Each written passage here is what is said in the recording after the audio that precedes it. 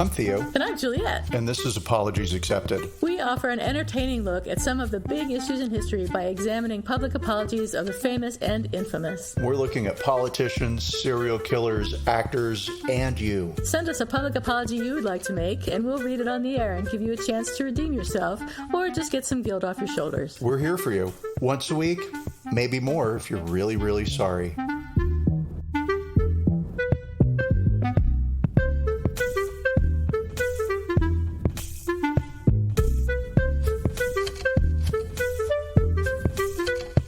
Hi, everybody. I'm not Juliet. And I'm not Theo. And this is Apologies Accepted. Apologies Accepted. I apologize to you for the podcast.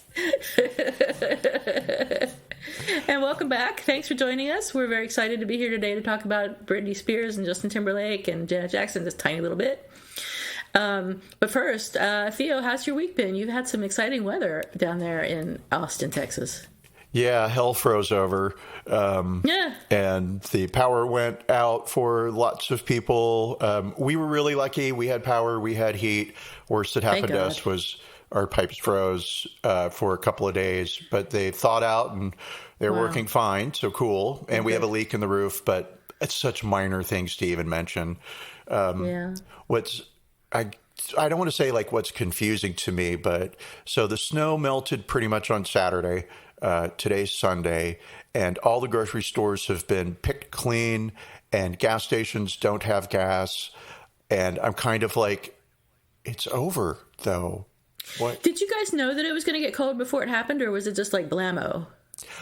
We knew. You didn't know? Yeah, and my sister sent me a text well before the storm hit saying, hey, you should go to the grocery store and pick up some things, and I thought, oh my God, yeah, I totally should. Why am I not thinking about that?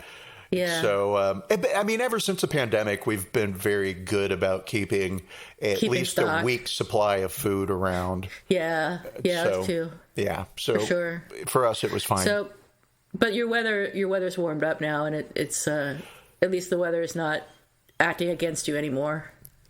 Me personally, the weather is not out to attack me. Yeah. You, James, yeah. So, it's been good. It's been rough in my neighborhood. There are people who died in my neighborhood. We had a house that caught on fire because people were using the cooker. Propane, gas stove, top. Whatever. Yeah. Yeah. Oh, really? Yeah, using the oven inside. See, James calls them cookers, and I grew up that they were stoves, right? Stoves. And so I now fall apart when I have to talk about the thing that you cook on in your house because I'm like, what word is the word? What's the word? So people were using How their do you say cooktop. that in English? What is it? Yeah. And so again, it was fine for us. It was the guilt of having access to resources, knowing that other people didn't, and then kind of the anxiety of, is our good luck going to hold out, or are we going to also be without? And now that that's all over, it's just kind of like, yay, thank God, everything will be back to normal by Wednesday, and it'll just be the pandemic and politics. Oh my God. Jeez. Oh, yeah, I'm sorry you guys went through that. That's really rough. Yeah. Well, the best part is that Ted Cruz had a great reason to go to Cancun, and now everybody has another great reason to really hate Ted Cruz. And what's weird is the thing that people are most angry about is his dog Snowflake and how they left the dog behind when they went on vacation and left it in the care of one of their security guards. Now, whether they had heat and power, I don't know. His wife sent out a group text to friends saying, it's freezing in the house. It's freezing. Yeah. So, so people are more angry. Cancun. I'm sorry? So I said, let's go to Cancun. They did have really good prices at the Ritz-Carlton, though. $300 a night. That's pretty good. And I'm sure they will continue to have great prices at the Ritz-Carlton Cancun, a sponsor of our show. We should go. The most gorgeous hotel in Mexico. Yeah. So, it's all fucked up, but things will get back to normal quickly. How are you? How are things? What's it like in a normal city? It's not snowing. It's been raining, but that's totally acceptable. I'm looking out the window right now, and the skies are blue, and it is not too cold. So, I mean, for me, it's probably 50 something, so that's not too cold. Nothing's going on. It's been the usual week. Good. Frankly. Good. So sorry, I don't have anything interesting to talk about. Just the pandemic for me and politics. Oh, my God. James' mom was exposed to COVID in the hospital. She went to the hospital again, unfortunately, and was in a shared room. And the woman in the room had COVID. And so, Well, so the good news is that she was vaccinated about 2 weeks ago. And, good. Thank God. So, yes. So perfect timing. And she's tested negative so far twice. And she'll be, and she's much better now. She could be released from the hospital, but they're going to do a couple more days and a couple more tests. And, we have our fingers crossed that vaccine is does its job. It probably will. Promising as it seems to be in preventing severity if you do contract COVID. Yeah. I'm sure it will be fine. Yeah, I'm sure it'll all be fine. Thank God she got it. Did she just get the first shot? She did get the first shot. I think it's Pfizer, but whatever it is, I'm going to say it's a real vaccine as opposed to the AstraZeneca one, which... That's totally a real vaccine. I'm not a fan now. Why? Well, it's because it's not as effective against the South African variant. And they had to pull it back out of stage 3 clinical testing a while back. And because it clocks in at it wouldn't have been released if they pulled it out of phase 3. I think they, a while back, I think they pulled it out of phase 3. And now, I mean. Oh, okay. I'll have to look into that. I don't know. If somebody said, we have AstraZeneca, or you could wait a year to give me the AstraZeneca. Give me whatever I can get. So yeah, totally. So I shouldn't be a vaccine snob, but I can't help it. Yes. This podcast brought to you by Pfizer and Moderna. By AstraZeneca and Oxford. So today we're going to talk about... Today we are going to talk about a new segment we need to introduce into the show before we start. So sorry, everybody. I know we're real excited to get to Britney Spears and the Justin Timberlake apology, and we're there, but I have a quick... I don't like the word correction, so since I'm never really ever wrong. I'm just sometimes misinformed or whatever. So I'm introducing a new segment for us, and it's called Even Righter. That's RIGHTER, because we're always right. Perfect. But sometimes... Always right. Sometimes we're more right than others. Yeah, we weren't... I was not as right when I said that Liza Minnelli starred in the original version of A Star is Born. That was Judy Garland, who is Liza Minnelli's mother. And lots of people Liza Minnelli hadn't even been born yet. She was 8 years old at the time they were filming A Star is Born, and she desperately wanted the lead, but she was too short. So they wouldn't give it to her. I'm shaking my head. So, all right. So, do we have any other more writer than thou? No, that's the only thing that we need. Excellent. And I'll forget all about that segment because I'll never make another mistake ever again. Okay, sorry to wrench the wheel there, but I wanted to make sure. Now, can we talk about Britney Spears? I guess so. So actually, this is about Britney Spears, but it's not about Britney Spears. So, I want to talk about Justin Timberlake primarily. So Justin Timberlake was Britney Spears' first kiss. In 1992, on the all-new Mickey Mouse Club, they had crushes on each other. Just around the time her first album, Baby One More Time, hit it big, get it? And his second NSYNC album was released. They later started dating officially in about 1999 when she was older, and they seemed like the perfect couple, living together, winning awards, and making millions until their extremely public breakup in 2002. At which time he vaguely accused her of cheating on him via a music video in his first solo album and told the world they'd had sex, despite Britney's previous vow to wait until marriage. And Britney seems like a really private person to me, and I don't think she would have wanted him to tell the world that. But he did. Former MTV VJ Dave Holmes said people treated her like she was the school slut and he was the quarterback. And he noted that Timberlake weaponized the idea that she cheated for one of his singles. And Justin Timberlake has been accused of using Britney to launch his solo career. But Britney, of course, had become massively famous on her own. I won't go through her career here, but feel free to jump in, Theo, if you have additional comments. But she's become extremely successful with her net worth about $60 million. And despite being famous and rich, she also seems to be a very sweet person. Well, and so this is the thing about Britney and Justin, right? Mm-hmm. And I can't believe we're having this conversation for real, because we are the least two pop centric, and we've said that before on other episodes, but we're going to talk about the relationship between Britney Spears and Justin Timberlake in the 90s. Oh my God. This is what I've come to. Yes, exactly. Well, but at the same time, we also understand who they are, because they are both from small towns in the South, religious families.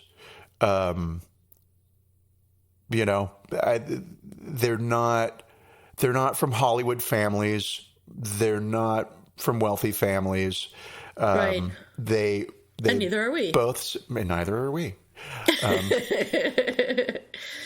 So Britney and Justin grew up in a small town, different small towns, and you'd think they'd both be super sweet people, but Britney is a very super sweet person.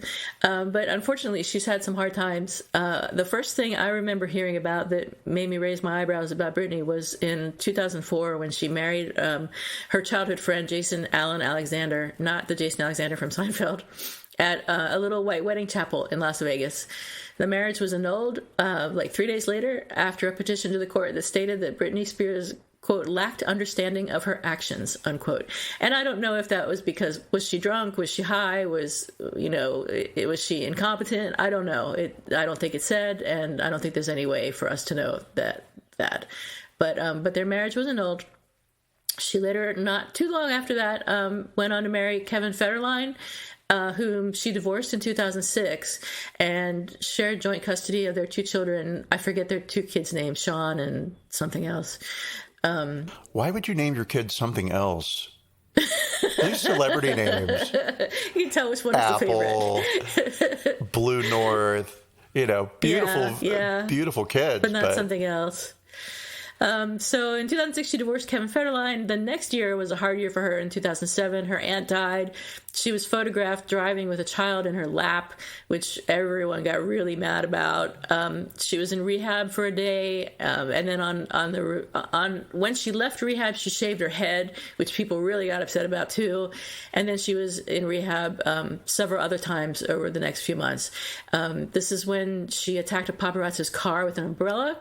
And after all this, she lost custody of her kids in October of 2007, and the court did not reveal the reasons that she lost custody, but I think we have an idea. In January in 2008, she refused to relinquish custody of her sons to Kevin Federline's representatives, and after that she was hospitalized after police noted that she appeared to be under the influence of an unidentified substance. The next day, her visitation rights were suspended at an emergency court hearing, and Kevin Federline was given sole physical and legal custody of their children. She was committed to the psychiatric ward of Ronald Reagan UCLA Medical Center, gag me, and put on a 5150 involuntary psychiatric hold under California state law. The court then placed her under a conservatorship led by her father, Jamie Spears, who for a long time I thought was her sister, who's Jamie Lynn. And I was like, her sister is her conservator? But no. So the conservatorship was led by her father, Jamie Spears, and attorney Andrew Wallet, giving them complete control of her assets. And then she was released. She was only on the 5150 hold for 5 days. And I'm just going to call foul on Andrew Wallet, because that is lazy writing. That is a dumb last name for an attorney who is stepping in to arguably help a father take control of his daughter's money. Lots of money. And her father, Jamie, and mind you, I get all of this from a documentary that I saw, Framing Britney Spears. And technically, because it took me forever to find the stupid documentary. It was a good documentary. It was good. But it took me forever because the actual title of the documentary is The New York Times Presents. Oh.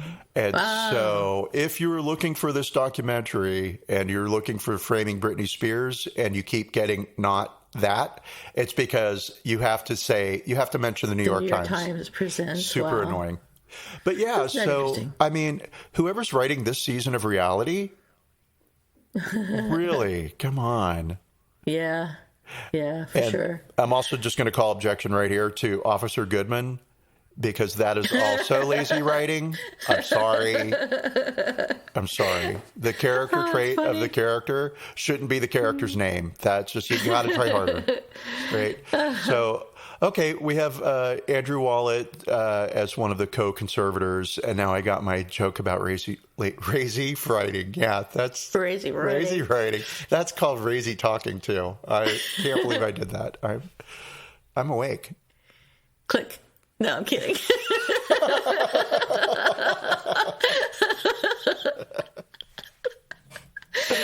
I think we have a clicker.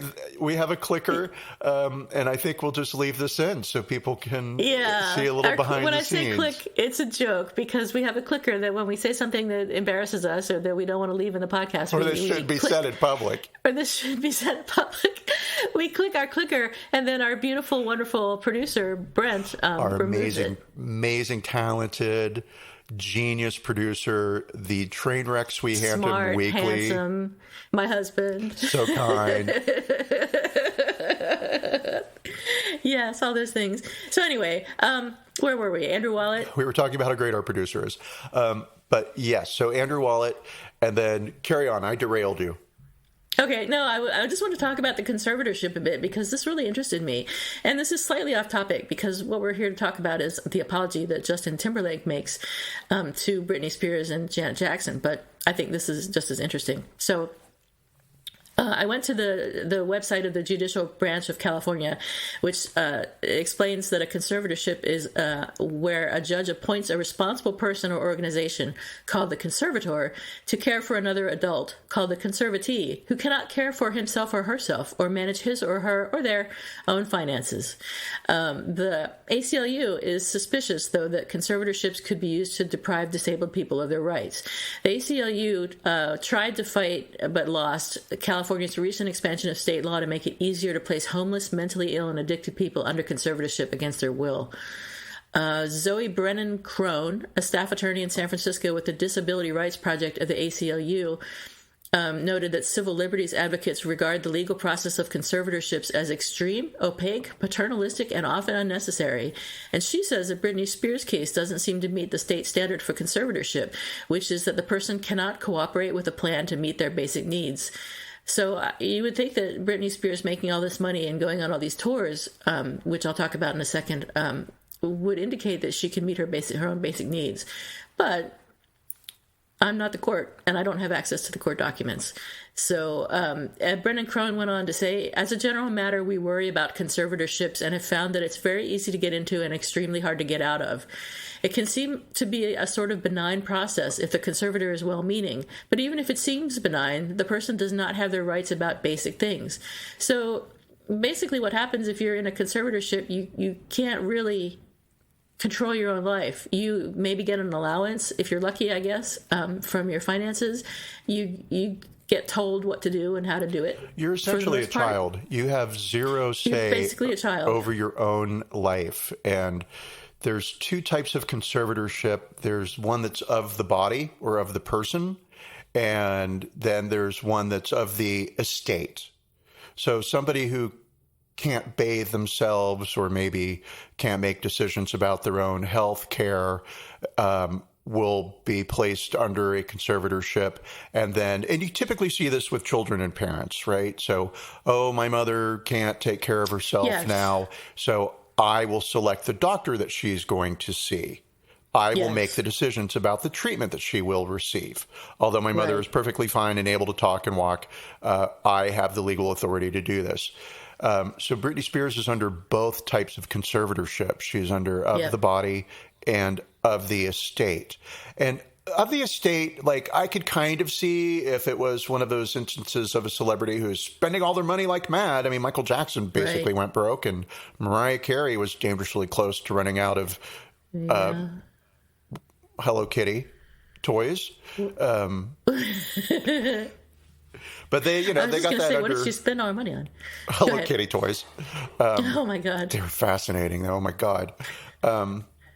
And I think for a while, Britney Spears was also kind of in that camp. There were some stories that I recall during the time of like, is she going to have to sell her house in order to afford X, Y, or Z? Or she has to move from her big house into a smaller house. And so on one hand, I could see like, I don't know that a conservatorship would really do it, but having a different financial consultant or something. But either way, so she's under these dual conservatorships. And there's a photo of her from 2008 where she is walking with, I think it's with her father.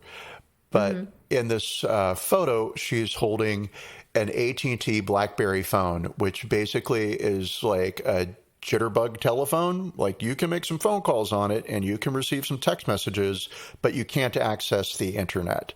And it just, to me, seemed like such an odd phone for such a famous and wealthy person to have.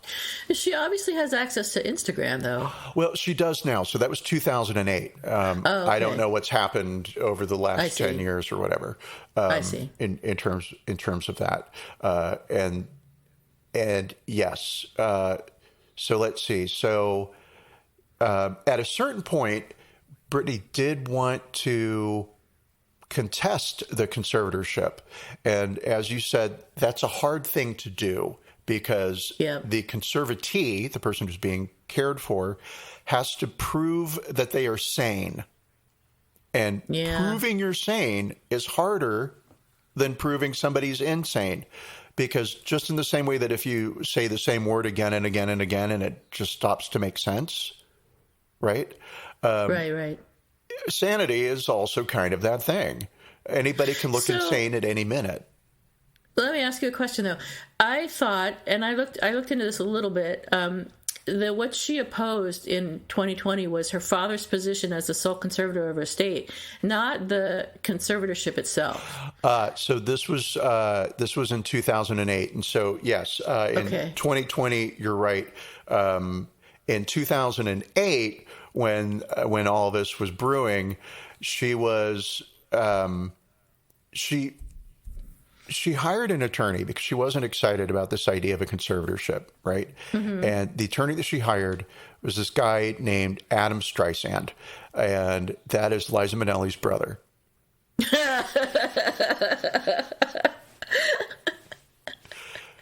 Because somehow Barbara Streisand, Liza Minnelli, and Judy Garland are like grandmother, mother, daughter. They're related somehow. Somehow, right. So actually, no, it turns out he's the second cousin of Barbara Streisand, and I was really excited to discover that. And not Liza Minnelli at all, no. He wishes. And so they met at the Beverly Hills Hotel, and during that conversation where she is explaining to him what she wants and what her... You mean they met at the Beverly Hills Hotel, like in the pool, or they had a meeting at the Beverly Hills Hotel? Oh, yeah, I'm sorry. Listen, don't you know the story about how she was swimming in the pool and this very handsome second cousin of Barbara Streisand came swimming up to her? No, you look like you need an attorney.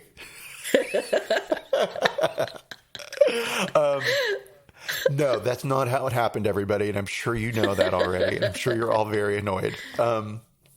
So they had a meeting at the Beverly Hills Hotel. It may be in the bar, I'm not sure. And she says to him, basically, listen, I know that this conservatorship is unavoidable. I know that it's going to happen.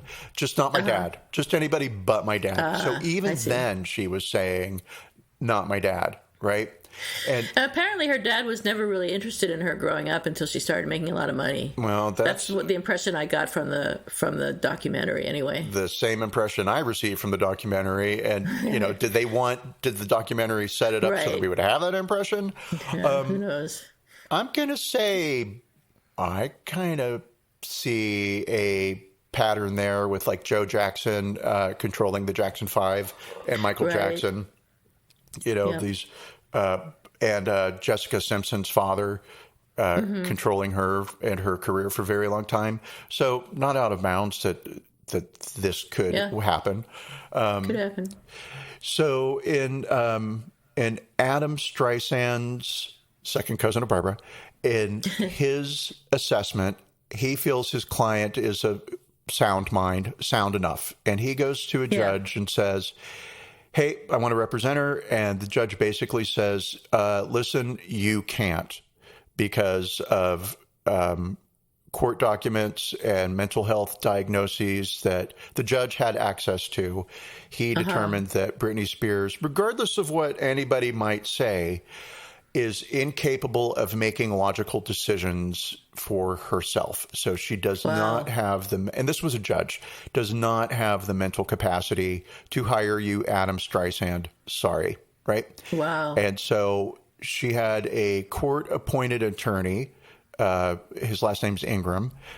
And he's been with her ever since. So it was just interesting to me that at least, and again, all this is coming from that documentary, but it's the New York Times presents. And so I'm going to assume a certain amount of fact checking. Yeah, you would assume. You would assume a certain amount of fact. I have to assume a certain amount of fact checking because New York Times, I can't do your job for you. I know you want me to, but I can't. And so check your facts. So yes, in 2008, a temporary conservatorship is initially put into place, and then it's made permanent in October. Okay. So then she's had this conservatorship since then, and she's been making a lot of money. I'll talk about that in a minute, like I said. But in 2020, she decided that she didn't decide, but she decided to contest her father's position as a sole conservator of her estate and asked the court to limit his control. Her attorney, Ingham, said Britney strongly prefers to have a qualified corporate fiduciary in the role, and she's made several attempts to do so. So she wanted Jody Montgomery to be the permanent conservator of her person. So Montgomery is a professionally licensed conservator, and she temporarily took over the role from her father when he volunteered to briefly step down because he was having health problems. So in November of last year, a judge granted Britney's wish to appoint an outside financial group, Bessemer Trust, as co-conservator of her estate. So now Bessemer Trust and her father are co-conservators of her estate, and her father, I believe, is still conservator of her person. Is that right? That I don't know, to be honest. I know you're right about the money in terms of the financial conservatorship, and that's really all I tracked. Because it just seemed like the conservatorship of the body isn't as big a deal as the conservatorship of the finances. Because under finances, contracts fall under finances. So who's ever controlling that aspect of things is negotiating her tour deals. Yes. Her record deals. Yes. Speaking of which, during the course of her conservatorship, she's released 4 albums, guest starred on 3 major TV shows, served as a mentor during one season of The X Factor, toured the world, and had a Las Vegas residency, which was one of the most successful residencies of all time in Las Vegas. And she did this while having absolutely no personal autonomy in the eyes of the law. So you would think that she has some capacity based on all this stuff that she's done. I don't know. Her lawyer does say that the conservatorship, quote, rescued her from collapse, exploitation by predatory individuals, and financial ruin. And Britney is not requesting a dissolution of the conservatorship. She just wants her dad out of the picture. Right.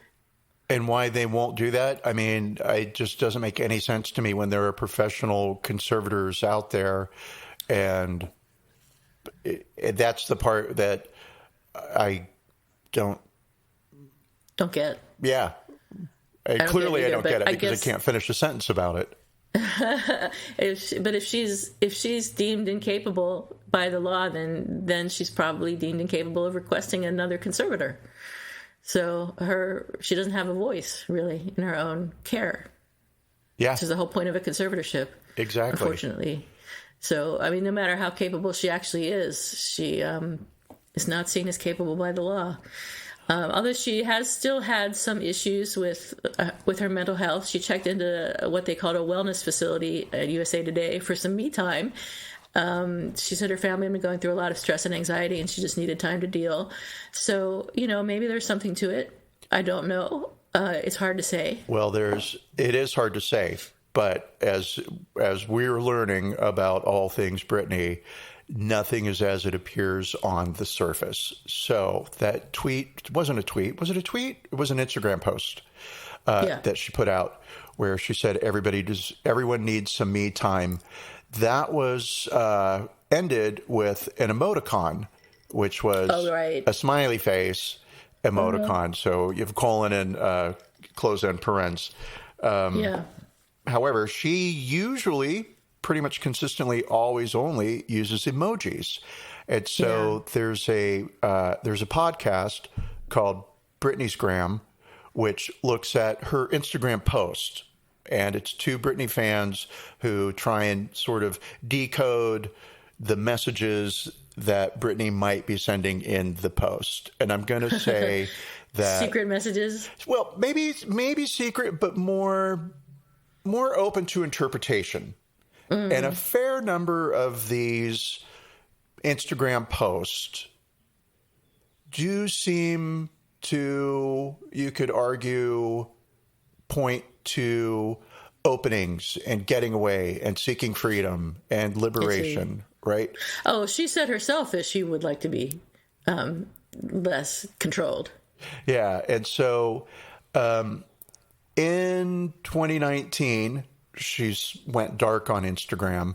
And then a couple of months later, there appears this everyone needs some me time with the emoticon. And her fans and the Britney Graham people smelled a fish. And this is what heated up is that an expression? Yes. Okay. After I said it, I was like, that's funny. That's dumb, though. Okay. It smelled a fish. I smell a fish. And they received a phone call. So the Britney Graham podcast received a phone call from somebody who claimed to be a paralegal. And he said, I was a paralegal on the Britney conservatorship. Oh, it's those two from the documentary. Oh, yeah, the blonde woman and the other one, the redhead. Yeah, it's those two. It's those two women. Okay, and so the phone call they received was from somebody who said, "Hey, I have inside knowledge. Britney was put away without her consent. She was forced into." And if you think about somebody who doesn't have control over their own person or their own finances, can you check yourself into? No, you can't. Probably not. Yeah. Yeah. That's true. Could you be put into a home? Yeah, you could. Right. Oh, yeah. Anytime. And so, of course, this happens after she walks out of her residency in Las Vegas. Right. Which she did live. It was the big ceremony and they were getting ready to announce the stage. And into a limousine. People were there. The TV cameras were there. It was going to be this whole big announcement of her new residency. And she just walked right past the stage. So if you were Britney's dad, let's say. Oh, boy, I'd be mad. I'm making this up. Yeah. Oh, you'd be mad because somebody is doing a power flex. All right, Daddy, you're controlling everything and you won't go away from the conservatorship. Well, then you won't have much to control. Right? Right. So what happens? Somebody gets sent into their room and is grounded. But not in their mansion. They're grounded in a medical hospital.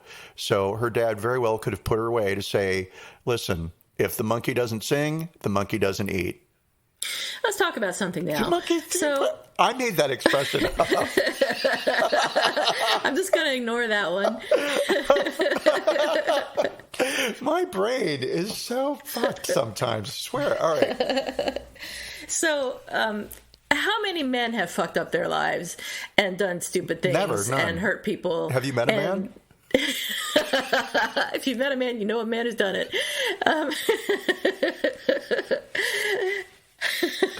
That's all right. So, I mean, really, though, I can think of Hunter S. Thompson, for example. Why wasn't he committed? Why wasn't he placed under conservatorship? How about Johnny Depp? How about any number of men? And none of them, to my knowledge, famous people have been placed under conservatorship. That want to None of them are babysit women. them. I think it's about being a woman and being infantilized as a result of being a woman and not being allowed to make your own decisions. I think that she probably needed help when she was in 2008, 2009, when she was going through all that stuff. But I mean, a lot of men have been to rehab and not been committed, to mental institutions and forced into a conservatorship.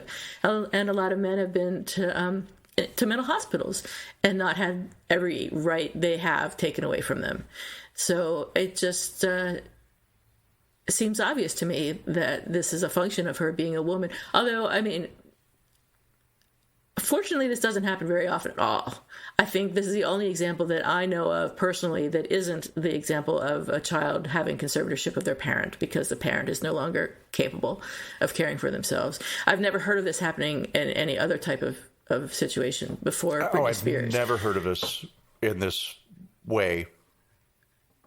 Although, did it happen to Frances Farmer? She was committed, but I don't think she was placed under a conservatorship. Doesn't she make chocolate? No, we'll have to look at. You're asking the wrong person that question. I saw the look on your face. I was like, I have no idea what you're talking about. I saw a movie about Happy Days Are Here Again or something, starring Frances McDonald Farmer. Oh my God. You're so far off track. I don't even know where to start.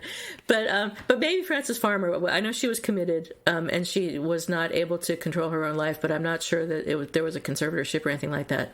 So anyway, I don't know. Let's talk about anything other than Frances Farmer. Something that you know about. Yes. The documentary Framing Britney Spears, which was released in February of this year and portrayed our friend Justin Timberlake in a less than positive light. And his response was to release an apology on February 12th. So it took him about a week or so to come out with this apology, which supposedly he wrote in the Notes app. Well, although I don't know how people can tell that he wrote it in the Notes app or why it matters where you write it. I think this idea of, because you're right, I'm thrown by that too. Like, I don't get this expression of, oh, this is clearly a Notes app apology, except I think it's like a millennial Gen Z thing of saying like, this is an apology that was written on the fly, meaning just it's insincere. I see. Right. So he didn't that's spend what it a means. lot of time thinking about it. He just wrote it down, got it out, Right. He was driving in his car, opened up Notes app, spoke out an apology, hit send. All right. And what he said was, I've seen the messages, tags, comments, and concerns, and I want to respond. I am deeply sorry for the times in my life where my actions contributed to the problem, where I spoke out of turn or did not speak up for what was right. I understand that I fell short in these moments and in many others and benefited from a system that condones misogyny and racism. I specifically want to apologize to Britney Spears and Janet Jackson, both individually, because I care for and respect these women, and I know I failed. I also feel compelled to respond in part because everyone involved deserves better, and most importantly, because this is a larger conversation that I wholeheartedly want to be part of and grow from. He also used his statement to address the flawed music industry that he said sets men, especially white men, up for success. It's designed this way. As a man in a privileged position, I have to be vocal about this, he said. Because of my ignorance, I didn't recognize it for all that it was while it was happening in my own life, but I do not want to ever benefit from others being pulled down ever again. I have not been perfect in navigating all of this throughout my career, he added. I know this apology is a first step and doesn't absolve the past. I want to take accountability for my missteps in all of this, as well as be part of a world that uplifts and supports. I care deeply about the well-being of the people I love and have loved. I can do better and will do better. I mean, that's a lot of words. It says a lot of right things. It just says them 20 years too late. Yeah. Even 10 years too late, 5 even. I mean, you're right. He could have said this so long ago. If the documentary hadn't come out, he probably wouldn't be saying it now. Oh, not at all. I mean, why would you call attention to yourself for something that's negative if you don't have to, right? Right. So I'm going to say this, like I had a lot of feelings about this apology because I watched the Britney documentary first. And although the apology that Justin Timberlake is making, it centers around an incident that happened after they broke up in 2004. Just the Britney story is so fascinating that Like it's I don't even know what I'm saying right now. Clearly I don't. What I'm saying is, like, we talked a lot about Britney and the conservatorship, and really we should have probably started with, like, oh, this was they dated, and then he made this video and he accuses her in the video of cheating on him, and then here's his apology. But there's just so much around Britney Spears that you really can't interested talk about in the conservatorship. She's such an interesting person. She's a phenomenally interesting person, and I had no idea. No idea. Yeah, no idea. So, and she seemed early on in her career, she seemed to be getting along really well with the paparazzi. And you see a lot of pictures of her. Well, in the documentary, you see her like sort of having fun with the paparazzi, but then she gets weary of it and tired of it, and as you would. She's a nice girl from a small town in the South. You're just raised to be polite. And so you have all these people around there just trying to earn some money, and you understand that. And so, and it's you catch more flies with sugar than honey? Vinegar. Why would anybody use vinegar? Wow. But it's true. It is true. Okay, I'll give you that. It is true that you catch more flies with honey than vinegar, and it is also true that is really this saying. But so, yeah, I can see her being sweet and nice because she is by nature, but also because that's the way that she was raised to be. And yeah, and she did kind of get tired of it, very understandably so. And JT's apology for their relationship breakup and how he handled it, it rings hollow. It's a little too late. So, I mean, basically just kind of... I was just going to say, I mean, let's think about what happened. Like you were saying before the podcast started, they were in their 20s. They had a relationship. They didn't get married. They did live together. But what really happened? They broke up. He kind of vaguely implied that she had cheated on him, and he did say they'd had sex, which, fuck him for that. But did what happened... Was what happened really all that bad? Is that something that he needs to apologize for 20 years later? Shouldn't he have apologized to Britney directly and then left it at that? Well, so he says that he did, and Britney's made it very clear over the years that she has a lot of respect for his talent as a musician. There's film of her dancing to his songs at a point like, I don't know, a few years ago, right? So 15 years after they break up, that, she thinks that he's a musical genius. And so she has no hard feelings towards what happened. And she also very clear to say that although he accused her of cheating, she had some very vague but yet clever answer for, I can't say that he's technically wrong, but I can't say that he's technically right. So did she cheat? Oh, who cares? Who cares? I know. Who cares? It was 20 years ago, and they were 20. Yeah, it seems like she probably kissed a guy or something. It wasn't like she cheated. She didn't sleep with him. I don't know. That's my speculation. So don't sue me, Britney. Or can you imagine? Well, to be the dad that sues. Get ready for that. Oh, yeah, right. Yeah. Well, no, fortunately, no one will ever hear this podcast. So, so I think the only reason he's coming out with this now is for the publicity. And I think it's working for him, just like dating her worked for him, and doing what he did to Janet Jackson worked for him. Well, so the Janet Jackson one we'll have to table for another episode, because that's a whole other ball game right there. So we're getting 2 for 1. I'm pretty torn about this Justin Timberlake apology, because I really just want to hate it for being so late. And yet Brandi Carlile, who is one of my favorite people, said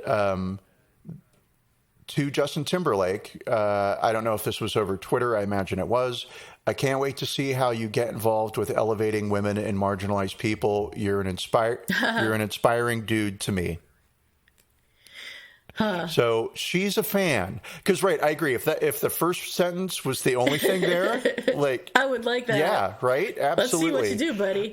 Yeah. But the fact that she then concludes with, you're an inspiring dude to me, means that's not snarky. She actually feels like he can do some. And maybe he will do some good. Maybe he can do some good. Maybe he will. he is an interesting person to me. So in this, let's backtrack to 2004 when Justin Timberlake and Britney Spears broke up, right? So we had an interview with Barbara Walters, and she asks him about like, so Britney Spears cheated on you. Like, do you have anything you want to say about that? And so this is him as, I don't know how, early 20s. I don't know if he was 24 or 22, early 20s. And he says, we're not perfect. I don't judge anybody. It's just young love. It's just young love. It was a very intense relationship, that's for sure. During the same interview, Timberlake performed a song called Horrible Woman, which included the lyrics, so you had your chance to be my lover. I guess you needed something more undercover, and you know that ain't cool, so let's skip the drama, call your mama.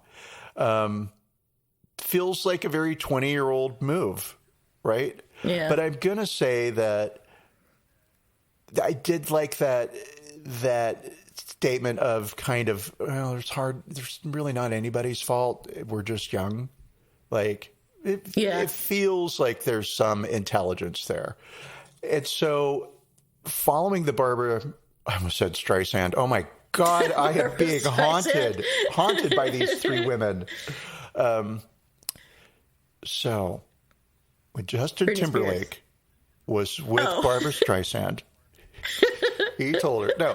But so following the Barbara Walters interview, he's on the radio and he's on some urban R&B show, and he's talking about, you know, what life was like with Britney. And the interviewer is asking him, well, you know, did you? And uses the F word.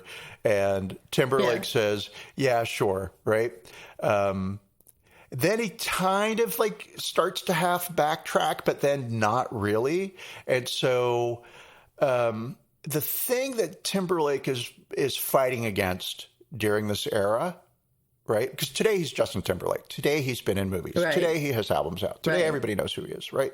But then he wasn't. And he was one bad song away from becoming Vanilla Ice. Yeah. He could have been. Yeah, he was just some kid forgotten. that had been in NSYNC, and no one took him seriously, as I recall. He was just like a little pop star. Yeah, exactly. He was a little too sweet looking for the type of music that he was playing. And I've never heard a single Justin Timberlake song. Oh, you've heard I'm Bringing Sexy Back. Have I? It was every grocery store. Every gas station, you've heard it. Oh my I've God. heard it. You've heard it. Okay. Yeah. But yeah, I mean, aside from that, no.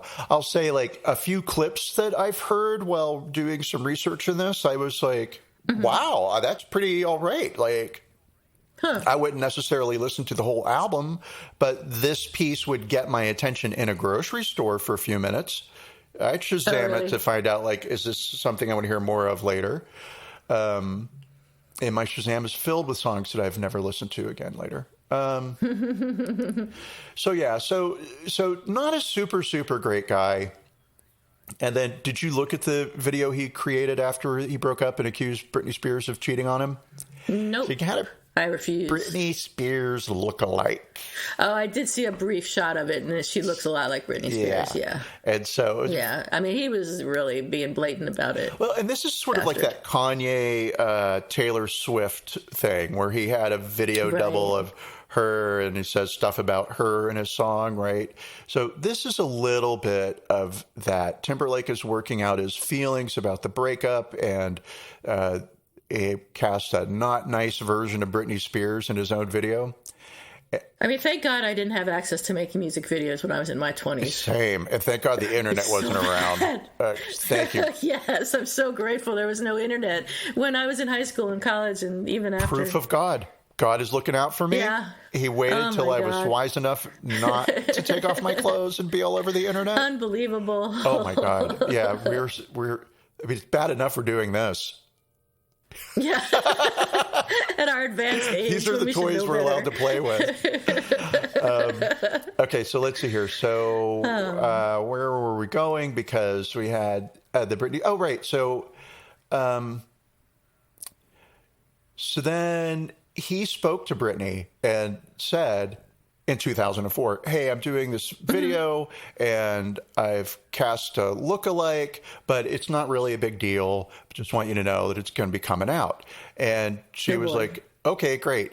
And then at the time, she said in an interview that she didn't see a pre-release of Timberlake's Cry Me a River video. So she says, I hadn't seen it. Then it came out and I said, I should have freaking said no to this shit. I was so like, whoa, what is going on right now? Which, you know, but again, that's a decision that's a 20-year, it's the thinking of a 20-year-old. If I called you up and said, hey, I made a video and I have a casted a lookalike of you, Juliet, in it, you would say, send me that damn thing now. You need a release statement from me? I'd like to see this. Yeah, exactly. You wouldn't be like, oh, okay, great. But a 20-year-old absolutely would. Yeah, sure, honey, go ahead. Right. 20-year-old me would have been like, great. Make me famous. Let's see. Oh, and then, so this part's a little bumpy in our trying to smooth out the Justin Timberlake road here. Like, you know, not so much the benefit of the doubt, but not even both sides of the story, but just like, you know, not to be so one-sided. But this is the ones. What am I saying? I'm saying you're not going to like this next bit. I'm preparing you in a very gentle way. Go for it. So in 2013, he was going to perform Cry Me a River, and he told the crowd, sometimes in life you think you found the one, but then one day you find out that she is just some bitch. He denied that he was speaking about Britney Spears via Twitter, and I can tell you right now, if I had conservatorship of Justin Timberlake, I'm taking away your Twitter account. You're not tweeting anymore because you don't know the power of Twitter. And so he says that he wasn't talking about Britney, and he says, okay, I see you would disrespect anyone personally ever. Hashtag relax. Hashtag it's Britney's bitch. I do love that saying, though, with accent. Hashtag respect. All right. So, fine. Okay. Gotcha, Justin. That's, I think the thing is, and this is just me making this up, right? But this is what fits the story for Justin Timberlake's character that I have written for myself. And that is, he's a nice guy from the South who's really sweet, and he wants to appear like some sort of a badass. And so every now and then he says and does something that he thinks a badass would do, and then it blows up all over him because he's not a badass. Huh. Well, that's interesting because I think he's a sociopath. I mean, I'm not going to say... I think he's only out for himself. He wants publicity and success at the cost of anyone else's career or, happiness. I'm not going to say you're too wrong on that, and that would just be based on the Janet Jackson thing that should be our next one, or maybe future one. We'll do it. Because wow is all I can say. So speaking of Janet Jackson, and let's get down to the authenticity of this apology, unless there's more that you want to fill in. Go ahead. Cool. So I would like to talk about how 5 years ago, Justin Timberlake had an opportunity to apologize to Janet Jackson and did not. Instead, he presented himself to be the victim. So what happened and why? So there's a black journalist named Ernest Owens.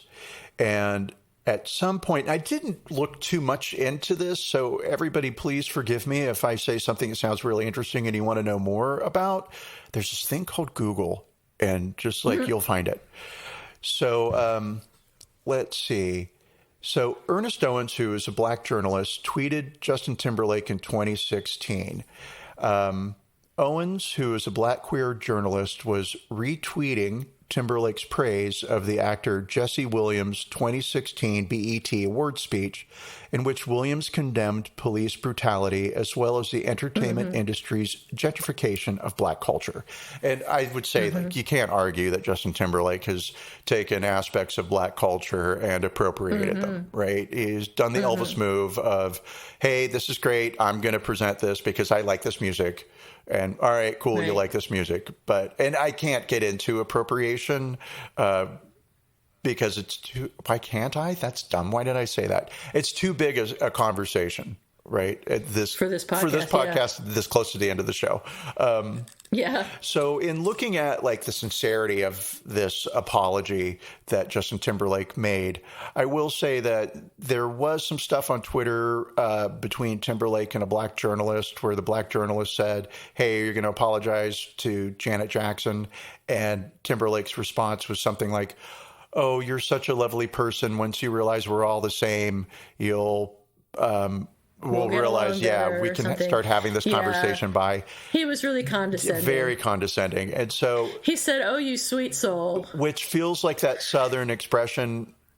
what do they call that? Bless your heart. Yes, that's it. Bless your heart. That's like, oh, you're really stupid. Fuck you. Yeah. So should we rate the apology? We should rate the apology, but I think there could be two ratings here. Like, how do you feel about the authenticity of it? And then in terms of like a PR move, is this going to work for him? Oh, because that's all this is a PR move, right? Totally. Okay, so okay. I don't know. Should we? I mean, yeah, let's rate it. I rate it, and I will rate it a 1. I will rate it a 3. So we're both at the lower end of the spectrum. I might be mixing in my PR stuff. I guess like on a personal level, I would say like this is totally just a 1. But I do feel like the words are right. The timing is wrong. The timing is poor. And I think he won't do anything. So he says, he wants to be part of this larger conversation, but I don't think he's going to be part of any larger conversation. Don't talk. That is rule number 1 with you. Do not talk. You're not allowed any conversations. You can donate some money, open up a charity, make some appearances at some fundraisers, right? You have a large platform. You could definitely do some good in the world. Will your words, your talking words, really ever change anybody's heart and mind? I mean, you've got fans, but I don't think so. Nope. Maybe your songs will. So maybe, I don't know. On your own, you're a dangerous weapon. Your words. So how about as a PR stunt? I mean, so it's a 7. I mean, it's not super original to come out and apologize like that, but they are taking kind of a risk by having him say, I know that this is insufficient, and I know this is just the beginning, and I will be making good. Because it's also that we just did this apology where it was like they threw a gauntlet down and said, this marks the moment. Was it the New York Times apology? I don't know. I don't remember. Have we done a previous podcast? No. Hi, I'm Juliet. I'm Theo. And at this point, I wish I was Juliet because you're making much more sense than I am. No, we did an apology about something that was racial, and it was. I don't remember any of this. Does it matter? Not really. Their apology mattered. Yes, I mean that mattered, yes. and the good. It was the APA. Oh, okay, sure. Yeah, I know. I totally remember that. Well, I rate this apology as a PR stunt. I give it a 3 because I think if it really was a notes app apology, then he could have done better. I don't know if he consulted anyone before he wrote this. It kind of seems like he must have, because there's some things that I don't think Justin Timberlake would say on his own. So somebody must have helped him write this. But it gets 3 points because it's not nothing, but it's not very good.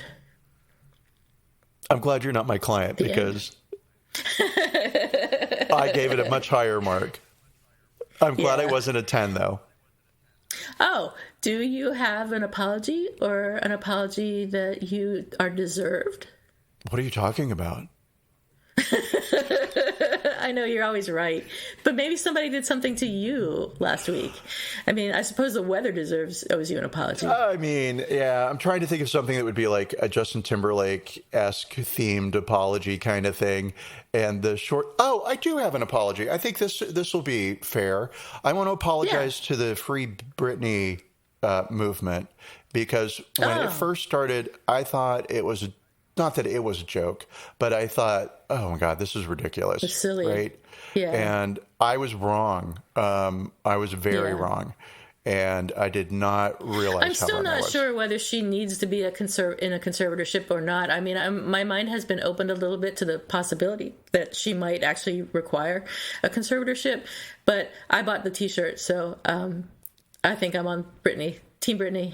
Oh, I'm totally on Team Britney. I know that. So my apology is to those very kind, very thoughtful souls who are doing the work to help this woman at least get one of her wishes, one of her desires in terms of her care.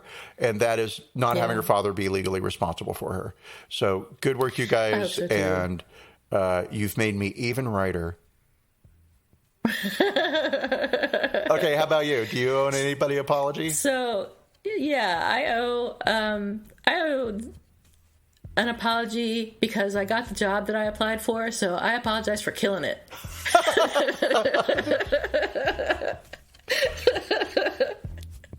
I really don't have any other apologies. Hey, that's it. That's great. I mean, I'm going to say you don't need to apologize for that. You're fine. I don't need to apologize. All right. I think that's it for us this week. Thank you, everyone, for joining. Oh, thank God. We appreciate you. Some podcast episodes are better than others. Bye, everyone. Bye, everyone.